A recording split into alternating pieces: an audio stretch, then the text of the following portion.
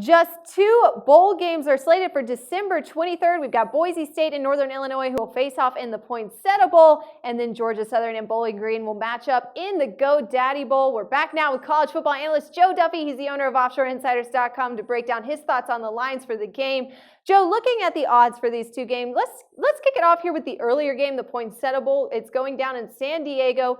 What plays do you like for this game?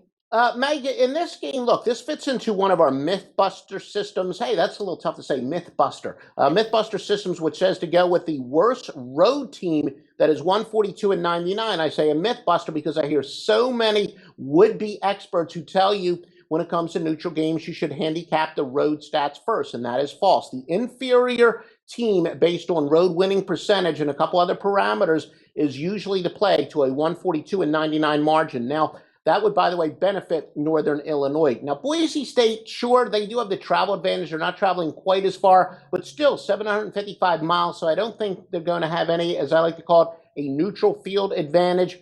In this case, look, Boise State, their 8-4 record is their worst since 2002. I think this is kind of a consolation bowl for them, so Northern Illinois is the play here. All right, now how about the later game in the evening, Joe? The GoDaddy Bowl. Bowling Green is a 7.5-point favorite in the game. Would you play the side on this one?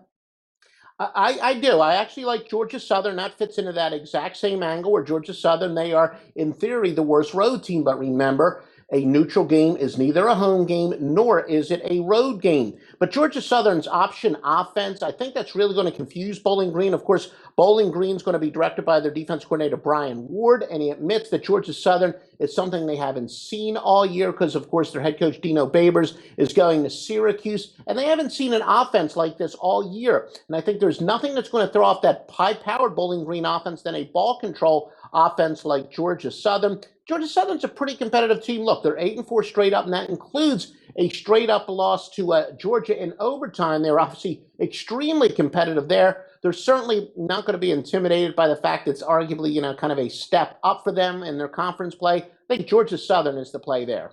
That's expert insight from college football analyst Joe Duffy. He's the owner of OffshoreInsiders.com. You can jump on his site anytime to check out his official picks on the bowl games as well. Joe, thanks for being back with us. Thank you, Megan.